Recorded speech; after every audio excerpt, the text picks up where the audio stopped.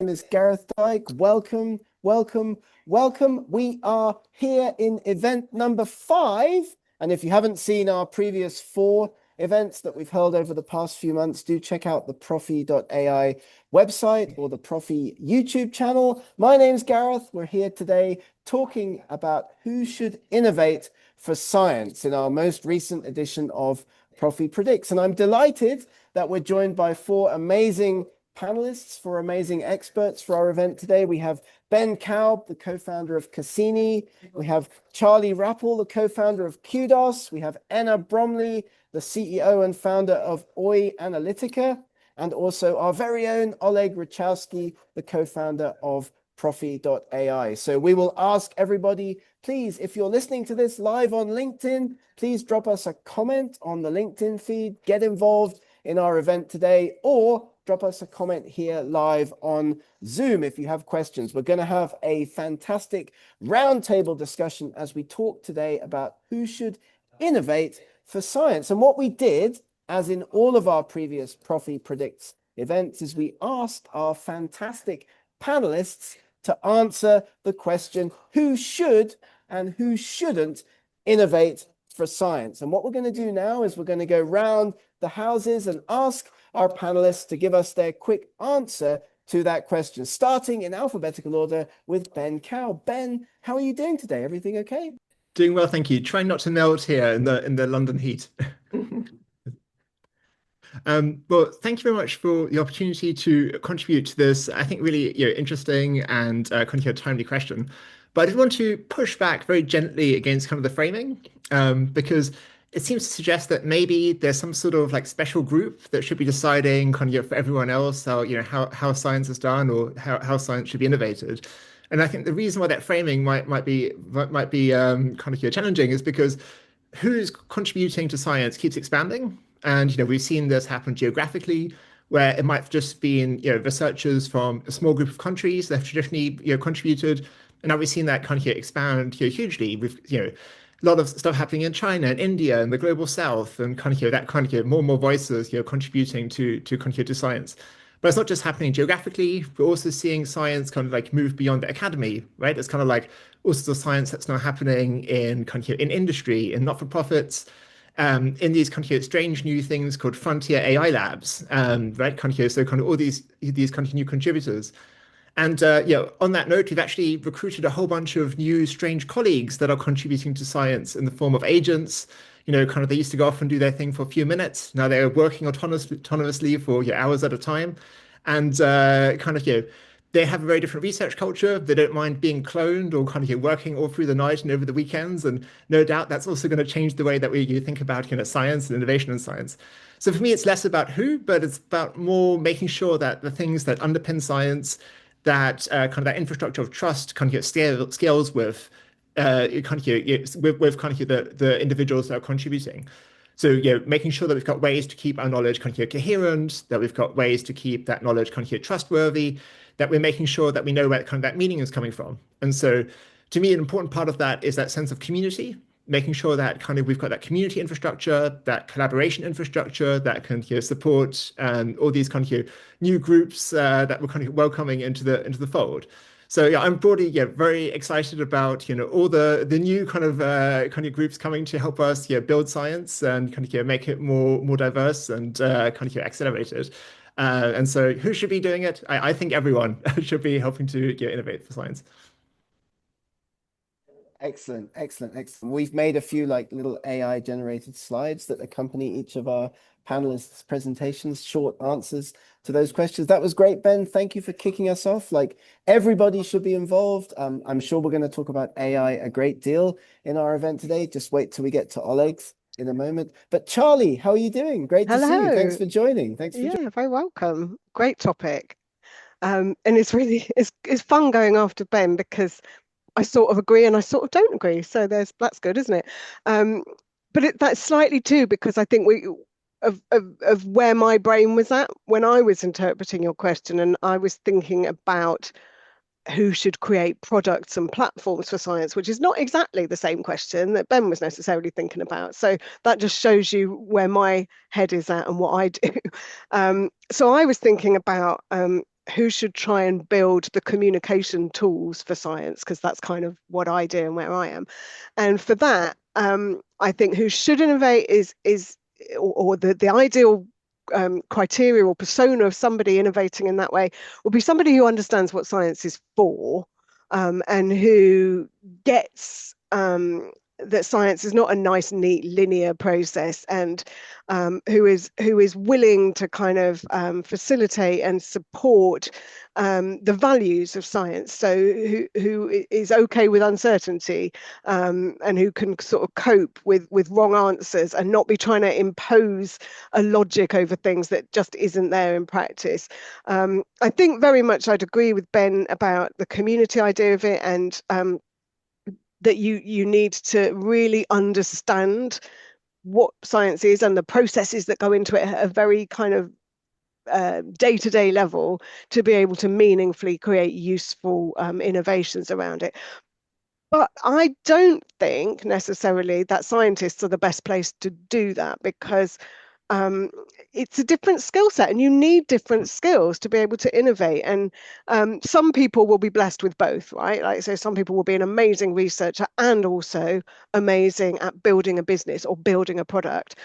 But those could all three be quite different skills. And I think there's a real risk of the analogy I use is it's like expecting a farmer to run a supermarket, and running the supply chain and the retail logistics and the point of sale technology.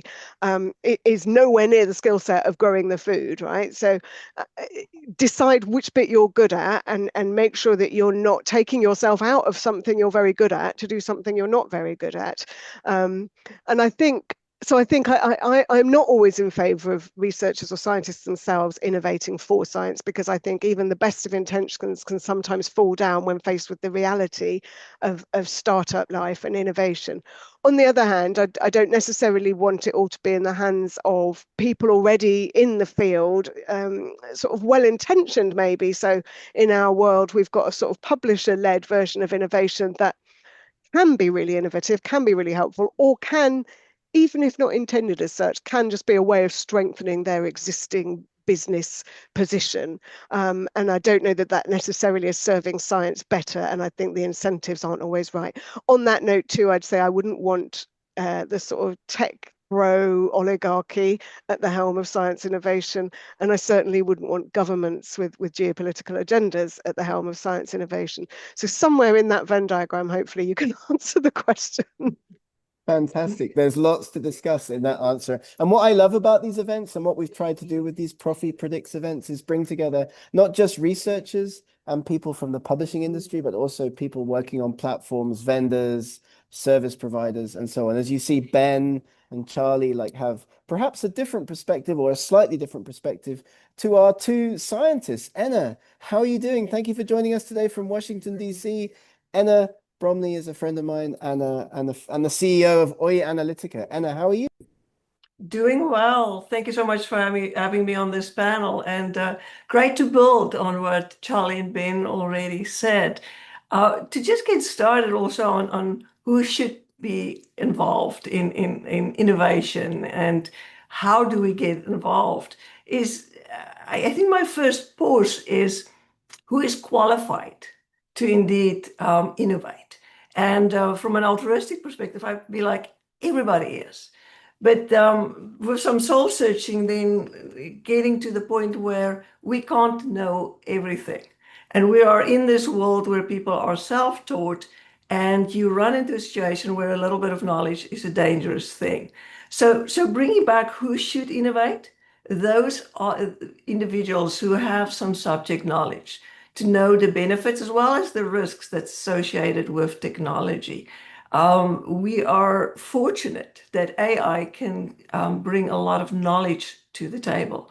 But where AI stops is really that intersection between knowledge and wisdom. And I feel that a human component is incredibly important to orchestrate that knowledge base and understand. Who should not be involved? I think really currently, like Charlie briefly mentioned, political entities. I feel there's a different motivation behind that. And if we can communicate, that came through with both Ben and Charlie, and I really feel that that is one of the strongest components, is that if we can create communication challenges where we can be open, science by definition is peer-reviewed, and we have moved a little bit away from that peer-reviewed process, whether it is industry, whether it's academics, whether it is government. If we can all communicate in an open, safe platform where we can self-check ourselves. We know what we know, but we don't know what we don't know. And we have biases. Data by itself is not always valuable. We need to have quality data that we use in AI. So just to build what Ben and Charlie was saying, absolutely, we need to communicate. We need to be open. We need to be open to be wrong, but we also need to be brave to be right. And I'm really excited to see where technology is going in the next few years, and look forward to see where this is going to take us as a society. Fantastic, fantastic. One of the great things about this panel of 4 experts that we have with us today is that we have a lot of expertise in technology, and we really can get into, like, these questions of AI and innovation. So speaking of which, Oleg Ruchayskiy, the co-founder of Prophy, is here with us today as well. Oleg, how are you doing? I know that you're going to want to come back on Charlie's comment that scientists are not the best people to innovate in this area. Yeah, yeah. So, guys, thank you everyone for kind of participating. A small disclaimer, and Ben, it's probably related to your comment. It was me who formulated this question. I came once, talked to Gareth and Alex, and said, guys, let's do a webinar about who should innovate for science. So I use this should word, and this is how it propagated, because it created some kind of like, you are allowed, you are not allowed, and that's nice because it brings people into the heated discussion. Everybody should be allowed, etc. But to all the audience, we never coordinated our answers. So, and why I'm saying this, because by now you could have noticed that all 3 of speakers said, like, people who have deep knowledge of science, who understand what science is for, who have a subject knowledge.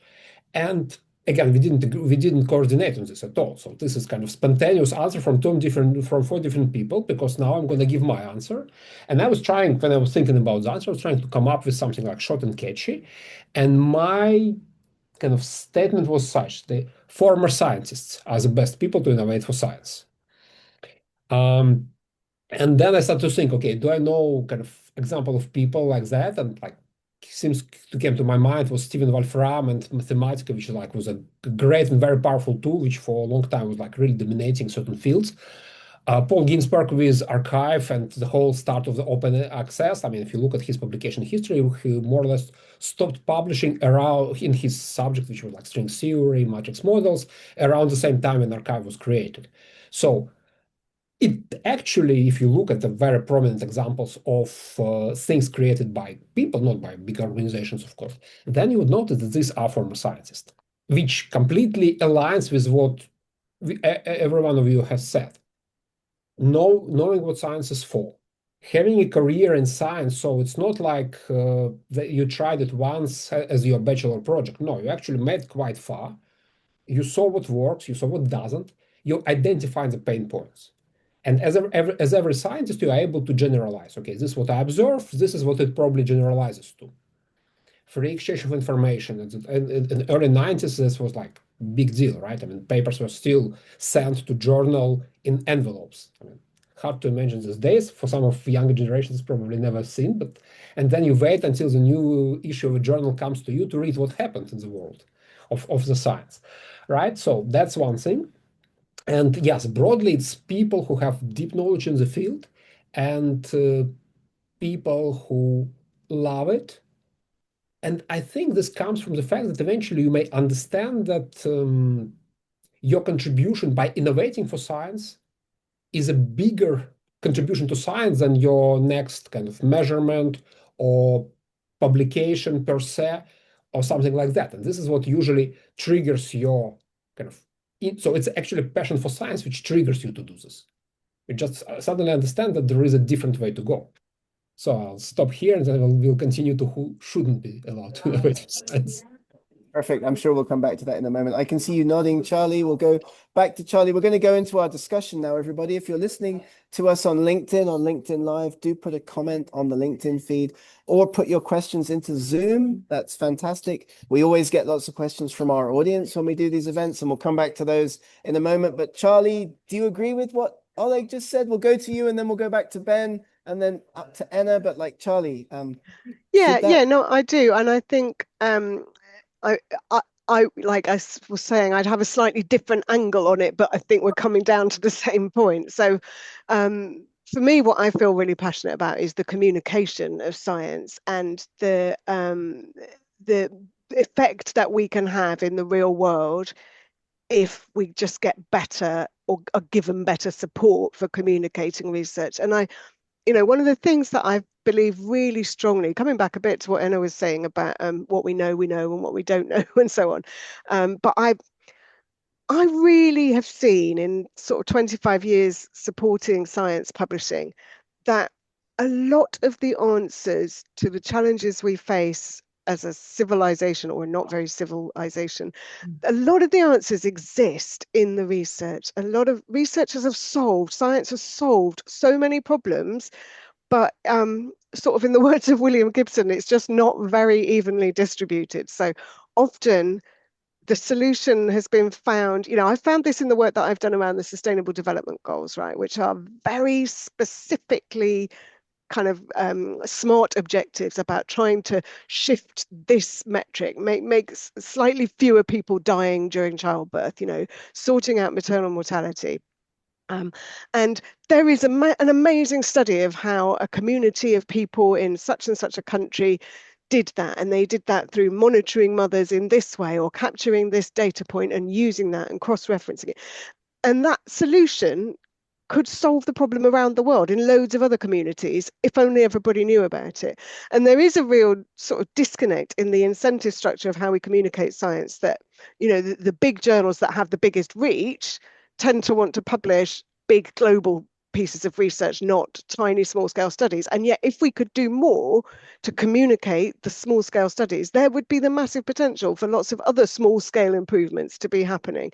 So I get very passionate about this, as you can tell, because I genuinely believe that one of our biggest problems is that the science exists, the solutions exist or are close to existing, but we have a real problem with communicating them. So to that extent, though, I really agree with Oleg, and that being passionate about it really matters, because when you're innovating, it's really hard.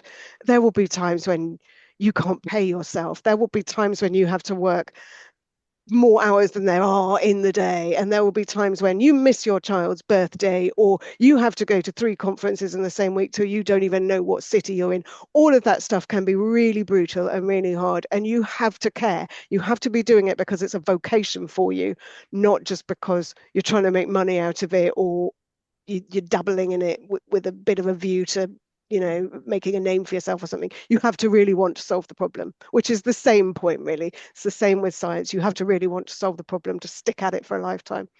Absolutely fantastic. And who better to talk about science communication, especially those smaller discoveries, than our friend Ben Kaube, co-founder of Cassyni. Tell us a little bit about Cassyni, Ben, and how are you doing with this discussion so far? Do you agree? Are we reaching a consensus already? Is that possible? Thank you. Yeah, there's a lot that resonates there with what Charlie said, and something that Oleg said in particular that resonated with me.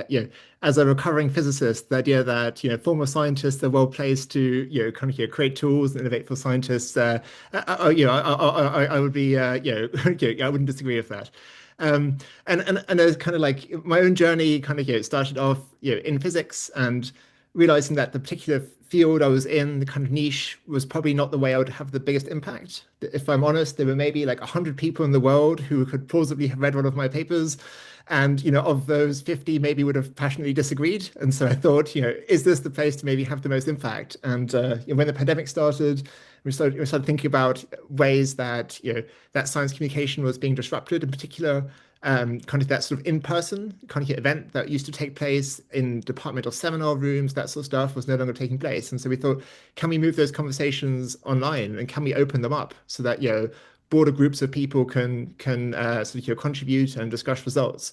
So that could be literally just reconnecting the people that used to be in the same room together last week, but then also people that could be in similar departments all around the world that are tackling similar problems, or maybe people that are from industry, or clinicians or practitioners that kind of might be interested in these topics. And so we built Cassyni as a way to help scientists organize research talks, to kind of bring people together around them, to have discussions like these, and then to publish the recordings afterwards in a way that they can be discovered and cited. And so, yeah, this is kind of like one small like innovation for science that hopefully will help to contribute to these sorts of discussions and help more people participate and kind of push the fields forward.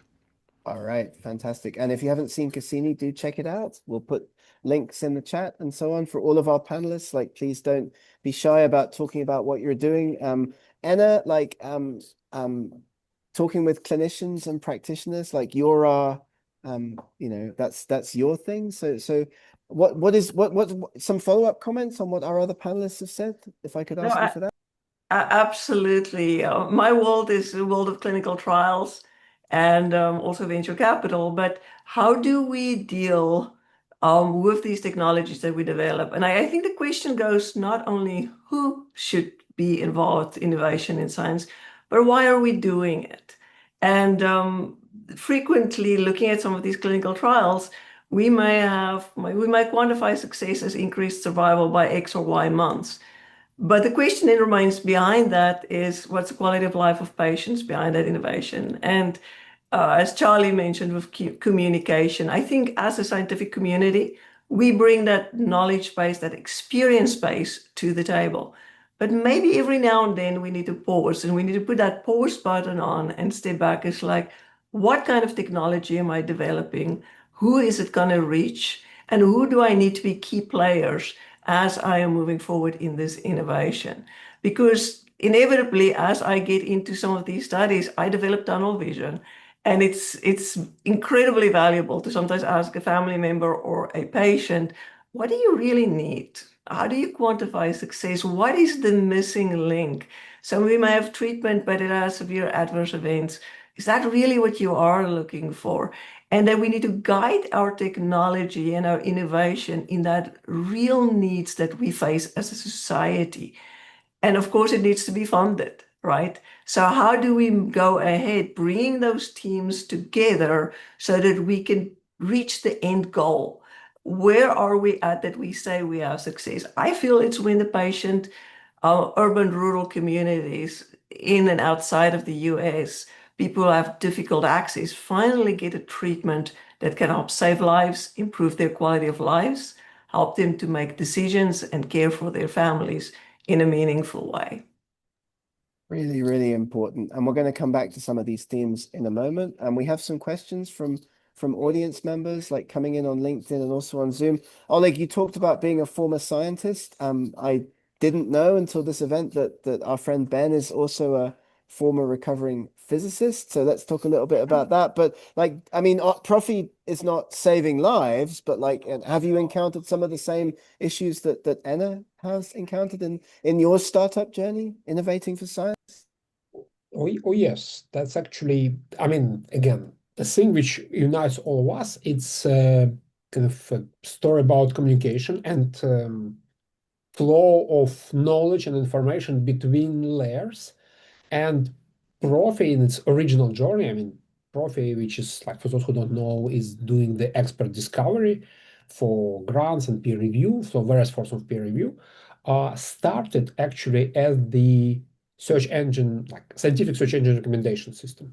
So we understood that, like, it was essentially the whole original idea was, what sense does it make to publish more papers than that if people don't discover those which are already published? And when I say people, I included myself. And it was true about my papers not discovered by others, not through bad will, but just because there are too many of those.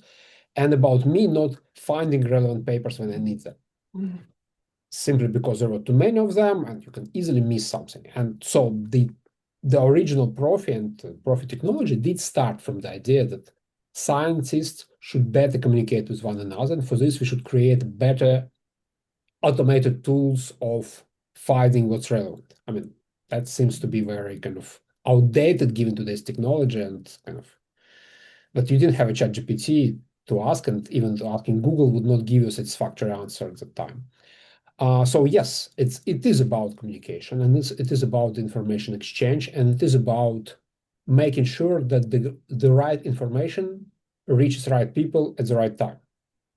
So in this sense, I'm very much in the same boat as you, all you guys, like each in your own field, but we are all essentially doing the same. We are moving this information between different stakeholders, where it's not happening automatically or organically, if we put it this way. I thought we'd have a lot more. I thought we'd have a lot more kind of disagreement. This is great. Like, do we really have everybody almost on the same page? I mean, Ben says more hands than ever. Charlie and Oleg say that we need to have some guardrails around innovation. Charlie, are you kind of changing your opinion, or still like in the same place with this? I mean, what I think is quite interesting that I would take forward a little bit from what Oleg said there was how much this is all going right up in the air again right now because generative AI, like the unprecedented, sorry, ding ding, shift in just the last few months to the pace, the accelerating pace of people's changing their choices in terms of how they do the processes of information discovery that underpin further scientific development. It is staggering. Like I've been working on a project for the last year called Taming the Crocodile, which has given me a lot of chances to use crocodiles as props in a lot of my talks recently. But what we're looking at is how authoritative peer-reviewed content is or isn't visible through things like ChatGPT, and the problems that creates, whether it's for the business models of publishing, which have been reliant on people using content on publisher websites, but much more cataclysmically for the problems of misinformation and active disinformation, and the fact that so many, I mean, I've just finished doing the research piece of survey piece of researchers' information seeking behaviors, and 15% of the 12,000 respondents to that of researchers around the world are already using ChatGPT or Copilot or another kind of AI agent as their first port of call when they're looking for information, which is what you were just sort of touching on there, Oleg. And I just think that's staggering after so many years of it not existing and us all being very entrenched in our preferred tools, whether it's the library discovery system or Google Scholar even, or whatever. Suddenly now, whoop, overnight, we're doing things differently. And the nature of what people want out of their information discovery process is shifting so rapidly. What that brings me to that's been interesting is innovation as infrastructure, which is the much less exciting end of innovation, right? It's not cool new tools like look at this and plug it in and look what you can do just like that. But it's so essential under the surface of it. And that's where we always risk with innovation, the kind of throwing the baby out with the bathwater thing. There's always that risk that we think, oh, this process is painful. We just need to start again. All we need it to do is this. And then we get rid of it and we develop something that only does this. And then we realize the importance of everything else that was sitting underneath it. And so there's a lot of, one of the things that the scholarly publishing sector, where I've always worked, is very good at is the very tedious but very important kind of plumbing and metadata side of things. Luckily, I find metadata quite exciting, actually. So that's an area in which I continue to enjoy innovation. And my next task is that I'm working on in this crocodile project is about schematizing what information we want to pass to AI to explain provenance, attribution, credibility, peer review status. So it's really exciting to be talking about this stuff today with new people. I've not met Oleg, not met Oleg and Ena before, but now I'm thinking, oh, brilliant. And these are people that I can talk to about how do we kind of codify peer review status so that it can be displayed in an AI and that credibility can be proven to people seeking that information. So there's so many different ways to innovate, and they might not all seem as exciting at the front end, but actually what that then unpacks and enables can be very massively advancing us and be like a giant leap like Ben was talking about. Fantastic. I know Ben is also excited by metadata. We'll go back to him just now, but let's talk about peer review. We haven't touched yet on peer review, and we do have a question. I want to ask everybody this question. So if an AI agent gets peer review wrong, then who's going to be accountable? And that's a question that we really do need to address in the context of this innovation. I know Prophy, of course, Prophy.ai is a peer review, is a tool that you can use to find peer reviewers, for example. But Ben, like, you know, on this topic, like, I mean, do you have thoughts on AI agents, peer review, and how we can hold these innovations accountable? Yeah, it also connects to a point that Charlie made around using general purpose tools. So, it feels like all sorts of places where we might have expected it a few years ago, we're getting tools that weren't built with science in mind being used in kind of key kind of scientific workflows, and for actually to start to underpin kind of like scientific infrastructure that was never really designed for. And I think peer review is a good example of that. Sometimes it happens in ways that maybe the stakes aren't so high. You use tools like this to support your analysis you're doing, to research a topic. ChatGPT, Claude, these are like fantastic tools. And I can see also how you might build little apps, right, to kind of like innovate in your workflow. But I think the stakes are quite different when you start to think about the underpinning scientific infrastructure, right, kind of the firmament that we're building on, and then you need to think about kind of things that are purpose built. What are the checks and balances? What are the safeguards? There's edge cases that you can kind of ignore when you're just building something for yourself. Suddenly, when you're building for everyone else, they become really important. And obviously, kind of the designer of these general purpose tools, like they're thinking about a million other use cases. I'm pretty sure that peer review is not kind of like anywhere near their top 10. And so for the kind of like actors that care deeply about the space that are building on them, the opportunity is to take this kind of amazing raw capability, the intelligence that kind of we can harness, and then make sure that we do think about the nuance, think about the context, think about kind of these weird edge cases, the metadata, and make sure that all that is kind of the context is fed into the into the LLMs as they are supporting things, because it seems inevitable that AI is going to form a bigger and bigger part of kind of peer review. It probably is already, right? Whether or not people are disclosing it honestly isn't always so clear, but I'm pretty sure that a lot of these papers that are being shared, even with a note, please don't put into an LLM, the first place they're going is into the kind of context window. And so we just need to make sure that we're making it easy for people to do what they want to do anyway. I think a good example is just sort of thinking about what are those workflows, how can we make them as convenient as possible to use the right tools that are built with kind of these like nuances in mind. Fantastic. Okay, AI and peer review, Oleg, and also infrastructure. I know you have lots to say about infrastructure. Well, I think these are related, but first of all, yes, I agree with Charlie, and it's a very interesting issue that a lot of scientific information has context, and without context, it can be anything. It can literally mean the opposite thing depending on what's around, right? I mean, it's true for language in general, but for scientific information, the provenance, the facts, the measurements, whatever, they all have a metadata and various kind of provenance context. And if you just harvest it as a bot, just literally ripping whatever you can find on web pages or slightly better in PDFs, which are more consistent pieces of information, this can lead to all kinds of trouble. And of course, it's a big question of how do you do this? And on the one hand, there are kind of civilized ways to do it. Any provider of information creates an MCP, and every AI model connects to your data through the MCP. But then the question is, who creates this MCP for the not-for-profit or the very lean budget library archive of some digital works of 17th century or whatever, right? Who does all these MCPs? And that's kind of brings us back to the question, who innovates for science, right? Mm-hmm. And overall, the question of the infrastructure and actually preservation of the products, it's very much another demonstration of the fact that acting scientists should not, again, I use should like deliberately, innovate for science, because in scientists' nature is you solve a problem, you move forward. Who stays behind and makes sure that what you created works? I give you an anecdotal evidence.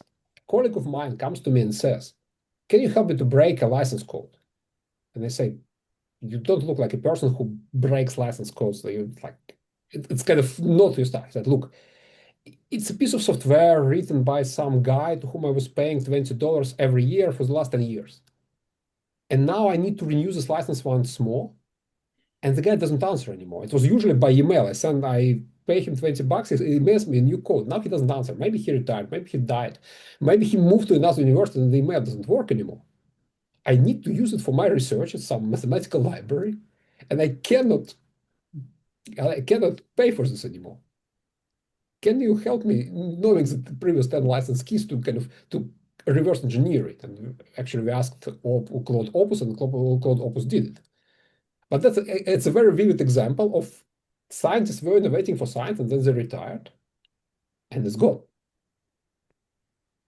Which of course can also happen for commercial products as well, but usually it has a kind of, or commercial or non-for-profit products, it has a better life cycle, at least sometimes. So very interesting. That's awesome. Thank you. We got some questions in the chat. Thank you for answering that question about MCP. Charlie, that's amazing. Ena, I'm going to come to you for some thoughts on this. And also we have a question about governments that I want to ask you, and that's that governments shouldn't lead. Governments shouldn't lead, but they do fund the whole thing. And I know that you are intimately familiar with this, like our discussions about, the various viruses that you're working on in different parts of Africa, for example. So if governments are funding research, don't they end up innovating? I mean, what's happening there?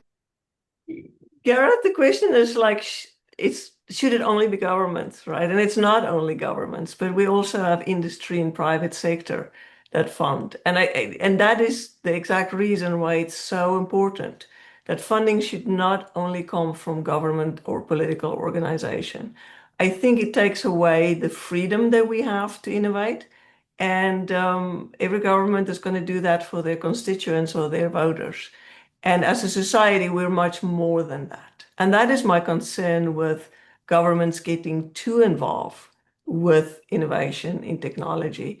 We need to come together as a team. And then it's not only who should be involved, but how are we involved?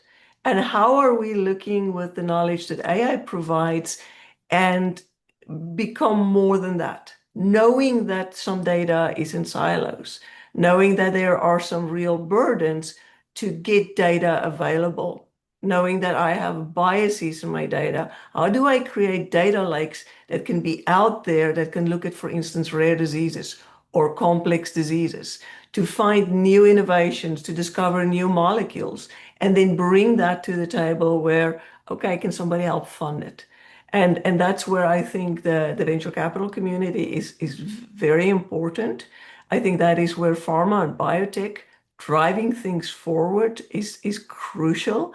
And for us to bring people around the table that may not always think the way we do, but that can bring new ideas that we wouldn't have thought about in the past. And it seems like the golden thread of this communication today is that it's communication. How do we look beyond just what we know and communicate that in an actionable way?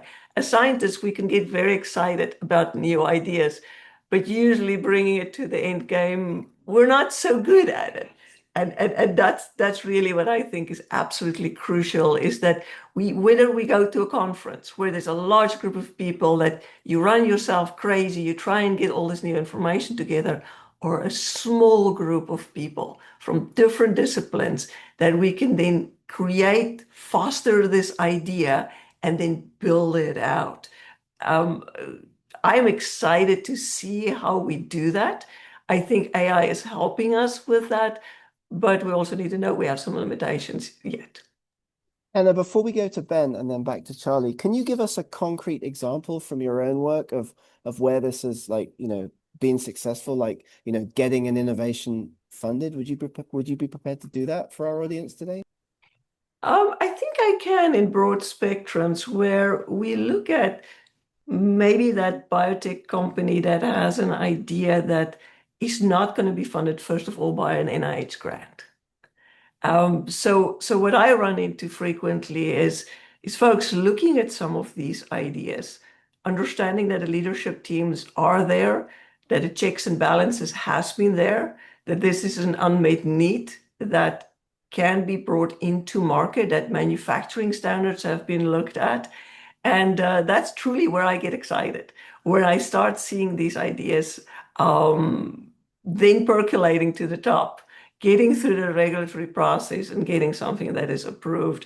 I'm working on a project right now for a very severe rare disease that fortunately the team is so motivated beyond the money to get this to the patients. And I can't tell you about something more rewarding than seeing these patients surviving longer time periods than they would otherwise.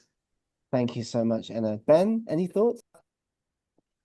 Yes, and there were a few things that really resonated around, yeah, kind of like finding these pockets of like data and knowledge, in silos and trying to facilitate bringing those together. From the work we do with Cassyni, we've worked with a whole bunch of groups that have particular expertise, and then they want to kind of like showcase it to potential collaborators. One example that comes to mind is a group in New Zealand that been working on a special type of new kind of semiconductor material. And kind of being based kind of in New Zealand, they don't always get to go to all the conferences. They kind of sometimes struggle to kind of like show people the potential of the work they're doing. And so they've set up the seminar series on Cassyni, and they've ended up kind of building this community of hundreds of researchers all around the world, from kind of Brazil to Europe, North America, and they've actually had kind of collaborations that have come specifically out of those kind of those talks. They've led to kind of like different applications of those materials, kind of like different tools, different ways they can be characterized. And one of the cool things that happened is, off the back of that, they've now won a large grant from the New Zealand government that allows them to kind of build out their work, expand it, and yeah, it feels great to be able to kind of like help make those connections happen behind the scenes. Absolutely fantastic. Charlie, give us some examples from your work of like innovation. Like, how have you gotten some of your stuff funded? Yeah, that is what it's all about, isn't it? What both of you are saying there, when you see something and you think, I had a little part in that.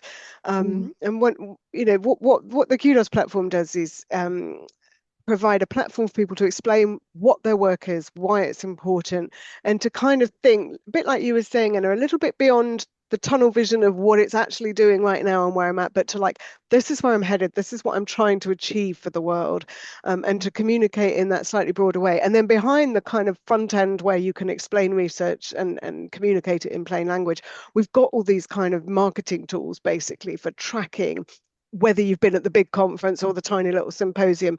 This is who I talked to, this is what's happening next, and just giving you a little bit more of a record of, this is what has been moving my research forward, and this is what I have done to support that, because increasingly governments and so on will be asking for that. Ultimately, the funders are very demanding about, yes, but what else have you done? Yes, I'm not just interested in what you're achieving with your research, but have you had any impact yet? Well, okay, but I'm on the way to it. So we help facilitate some of that process. But one of my favorite examples was a really interesting project called Listening Visits. And it was based out of the University of Iowa, and some nursing research there about when you had children who were in the neonatal intensive care unit, and the challenges for the whole family around that. And this nurse, who was also a professor, just came up with a sort of a way of listening to the parents and helping them by taking on board some of their concerns and signposting ways that they could be given extra support. And it was such a kind of simple thing that added some value to some, or added some help into a situation that was so very awful for everyone involved. And they did this really simple. I'm not going to denigrate the work by implying that it was very simple, but they came up with this way of sort of systematizing that process, and rolled that out a little bit more into other places, and found the same benefits and results for the patients. But then they had this real challenge of like, okay, well, this is working for us in Iowa. How do we make it work across the rest of the world? And so we worked with them to kind of tell the story about that research, and then to contact people, and it just was such a mishmash of different ways of communicating. We did PR for them. We phoned up magazines who talk about that kind of thing and said, would you write a story about this amazing project, which has really made a difference to some people struggling with the worst thing any of us can imagine happening to us?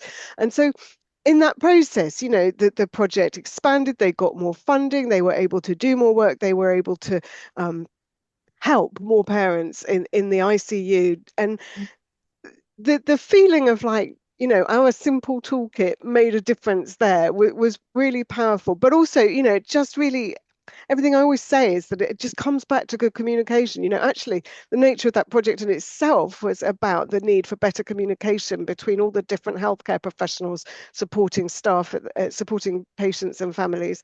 And then the process of reporting that work needed to be better communicated, or communicated in many, many more ways than just publishing it in an academic journal, if it was really going to find those practitioners who could then put it into practice as well. So yeah, we've got lots of lovely stories like that where we've just helped people see what it is that makes communication actually work. And that's what I love about these events, that we're getting like a lot of this, out there, like, this is great. This is great. Oleg, we have a question from our audience. And I do want to also come back to Charlie's comment that, farmers shouldn't run supermarkets. I know you're going to have some comments back on that. But if most researchers shouldn't be building the systems in which they live, then who speaks for them? Like how are researchers, if researchers shouldn't be building and innovating for science, like who's going to speak for researchers in the system? Is this the disenfranchisement edge that we've talked about, do you think? Well, it's a very interesting question, and I suspect that in a little while things will start to change very drastically. We may end up going into the epoch of Bell Labs 2.0. Like, for those of you who are young enough, Bell Labs created most of the infrastructure, which is today AI technology, etc. They did it freely, being just financed by commercial entities, not even it's kind of it's complicated story, kind of difficult to imitate in today's world, but nevertheless, right? We start to see that research starts to come from commercial frontier labs, and the research, which Nobel Prize in chemistry going to Google is the most prominent example of this. But nevertheless, it's a very good question. If most of the scientists are not scientists are innovators. Scientists do innovation. That's what science is about. So I don't want this to sound kind of like, oh, scientists cannot innovate. That's their kind of daytime job, to innovate, to create something which did not knowledge, technology, machinery, which did not exist before. So kind of let's make no questions about this.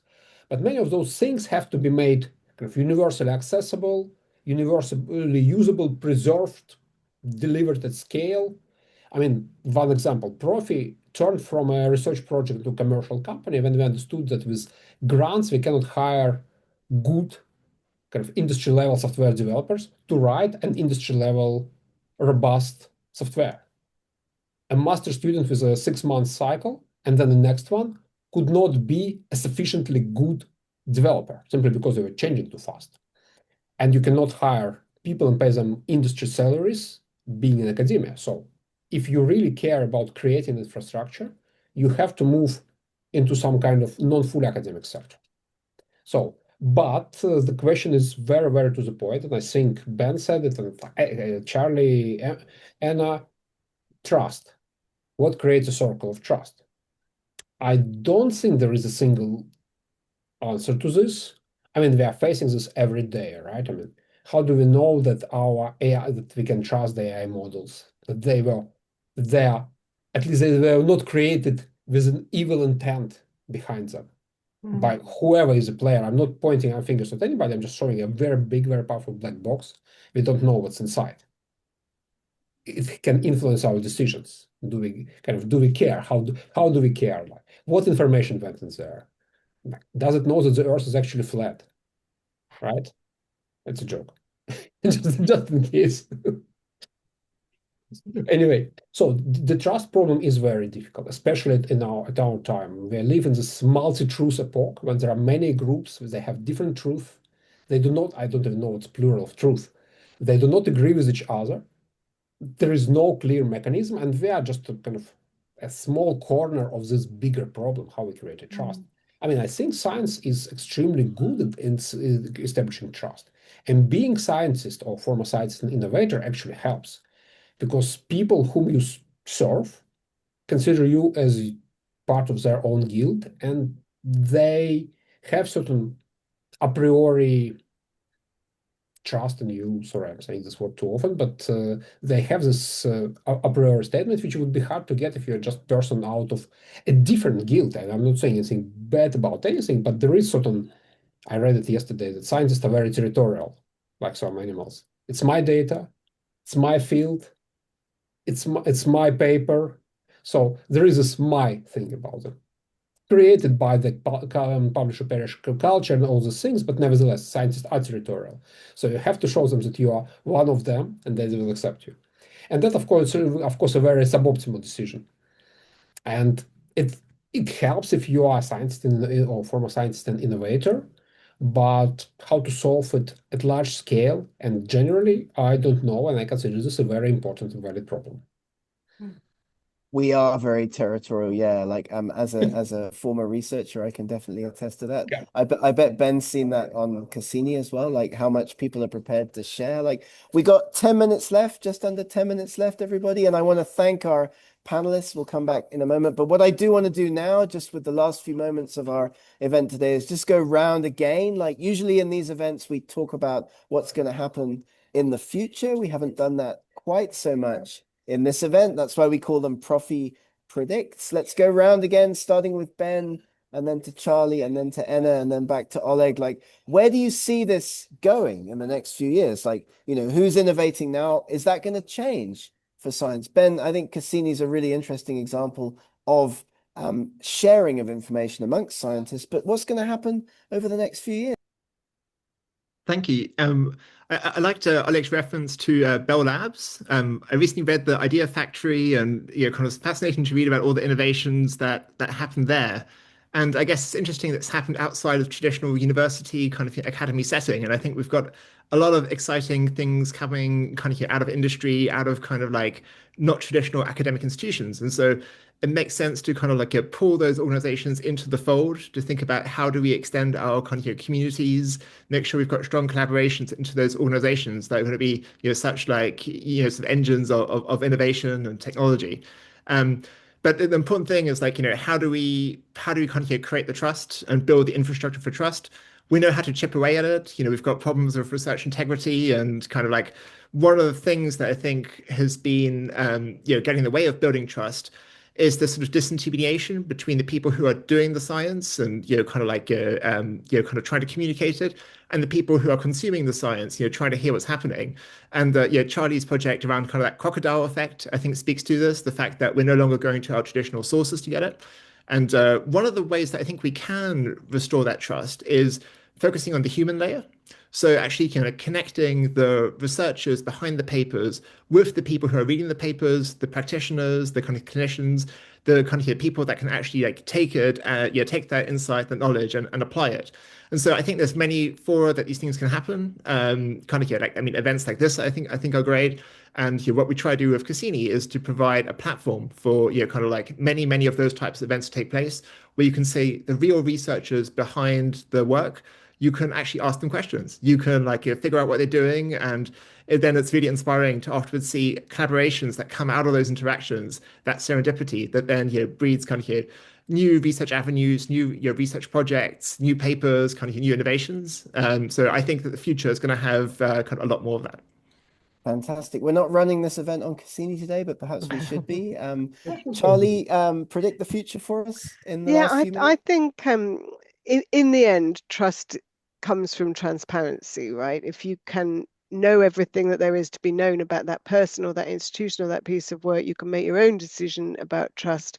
And without that information, you can't. So I think I do see a trend for more transparency in a lot of different ways at the moment.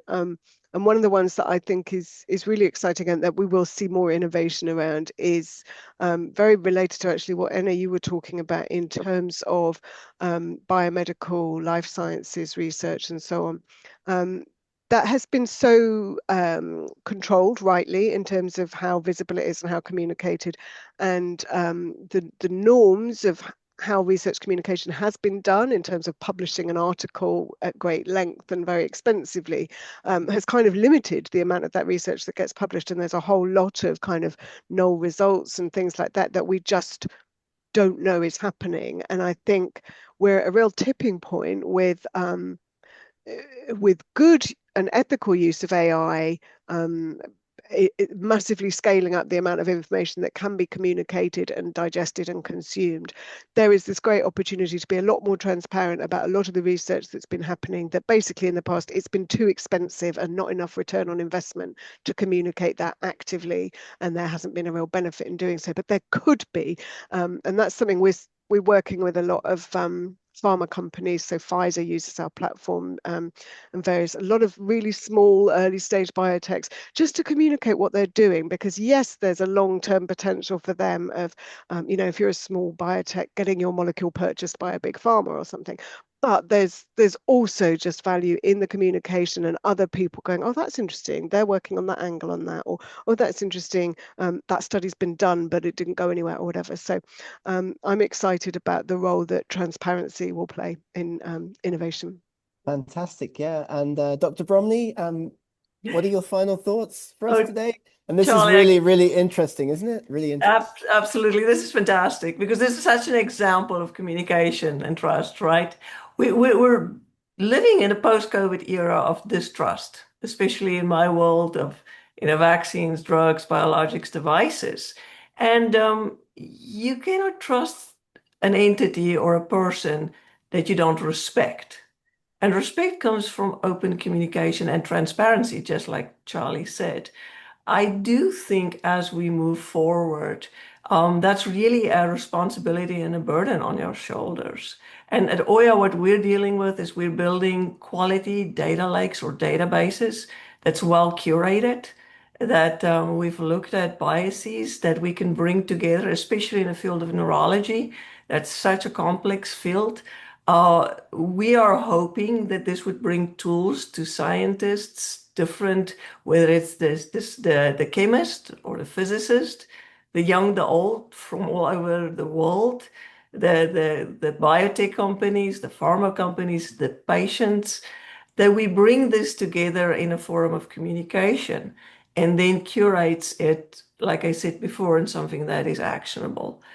I am very excited about the future. I'm incredibly excited about these young people that can do and run with this world that they've lived in, things that I cannot even imagine.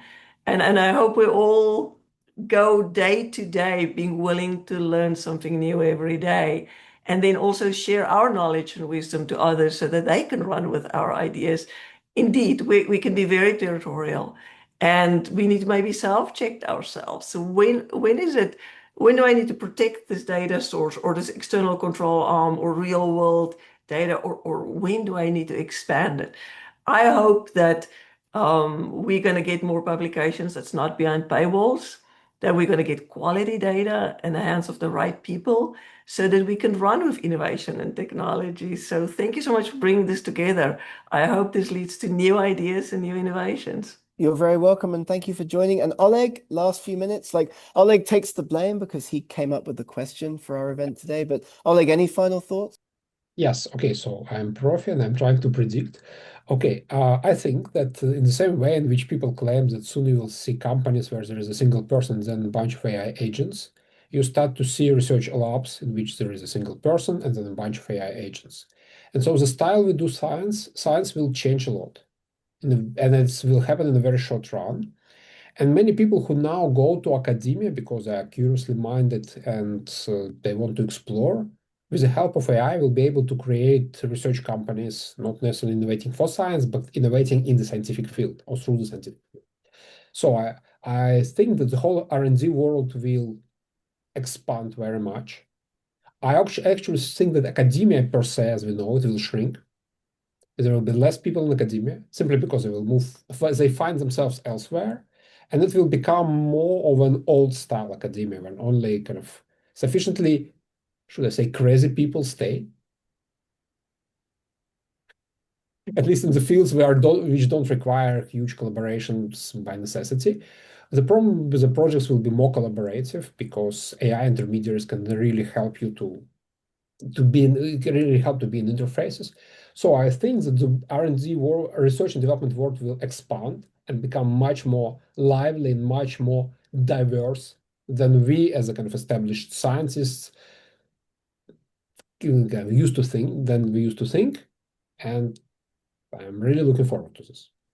Thank you so much. And it just remains for me, Gareth Dyke, to say thank you to all of our panelists for joining us today. Ena Bromley from Oyanalytika, Ben Kaube from Cassyni, Charlie Rapple from Kudos, and of course, Oleg from Prophy. Join us in our next Prophy Predicts. It'll be this time next month, event number 6. Follow us on LinkedIn, and don't forget to check out our YouTube as well. Thank you, everybody, for joining us, and have a great rest of the day. Thank you, everybody. So Take much. care. Thanks, Gareth. Bye.